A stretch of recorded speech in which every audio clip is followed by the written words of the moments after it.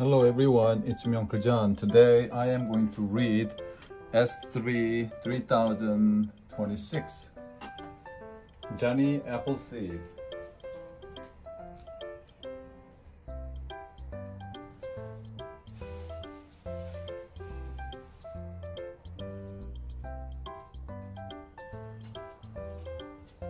By David Harrison.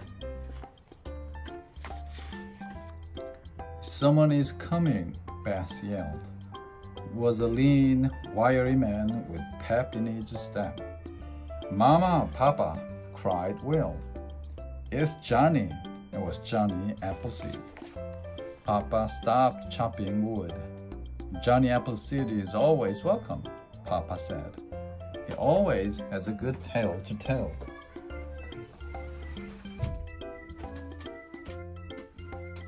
Johnny smiled and waved hello.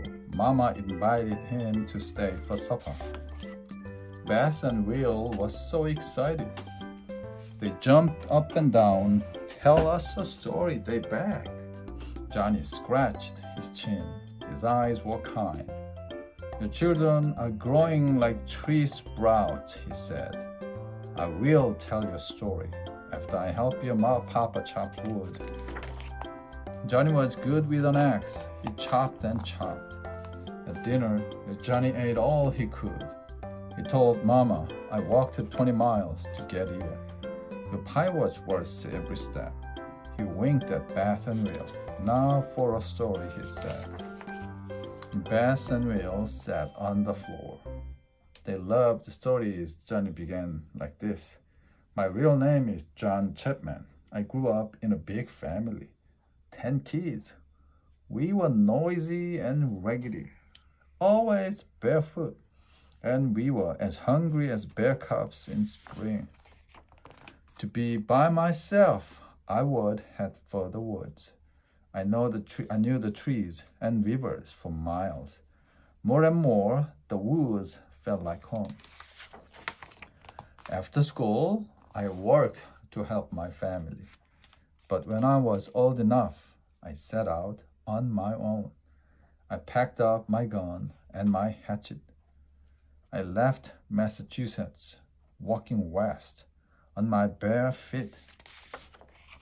Soon I came to a cider mill. They were giving away the seeds from the apples. A poor boy never passes up anything free. I filled my pack with seeds. I grinned as if these seeds were gold. But I lost that grin in a storm in Pennsylvania. I was walking up in the mountains. All at once, the day turned as dark as night. The wind began to howl. It was bitter cold. Snow was soon up to my waist. If I did not do something, I would die. I made up my mind.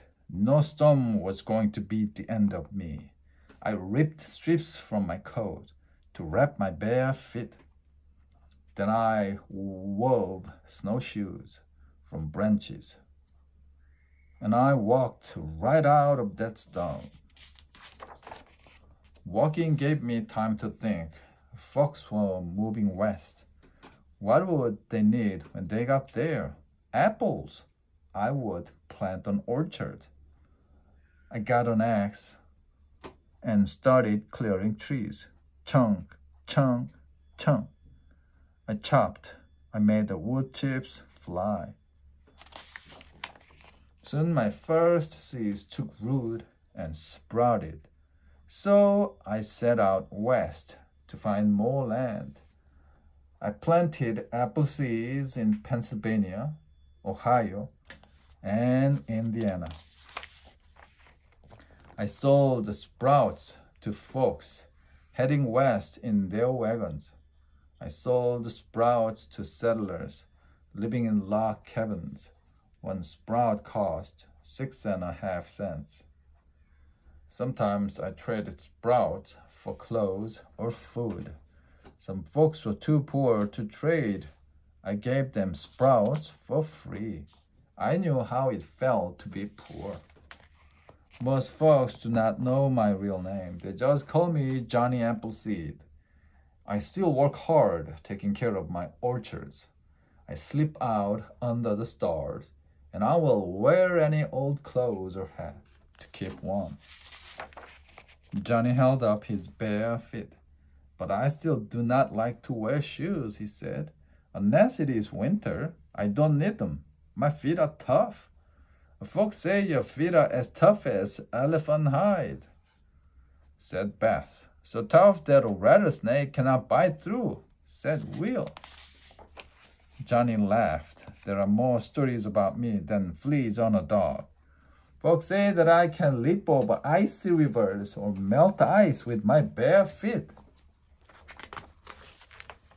Folks say I once met a band of men who wanted to fight me. I talked them into a chopping contest instead. Of course, I won, and I tricked those rascals into helping me clear land for a new orchard. Then there are bear stories. People say bears trust old Johnny Appleseed. Mama bears do not mind if I wrestle their cubs. Others say I sleep with bears to keep warm on winter night. Oh, have you ever smelled a bear's breath? But one thing is for sure, I know a lot of Indians. Many are my friends. They have taught me their languages and how to hunt for food and how to make canoes out of hollow logs. Will yawned. Beth was half asleep. Johnny stood up. Time for you two to go to bed, he said. And time for me to keep walking. There is always more planting to be done. Beth and Will hugged Johnny. Next time you visit, you'll have more stories to tell us, Will said. And more wood to chop, said Johnny. And more of Mama's pie to eat, Beth giggled. Papa smiled at Johnny. You look like a happy man, Papa said. Johnny smiled too. I am a happy man, he said. I have spent my life raising apple tree sprouts. Now all across the land, folks are enjoying apples from my trees, and that makes me happy. Then Johnny Appleseed waved goodbye.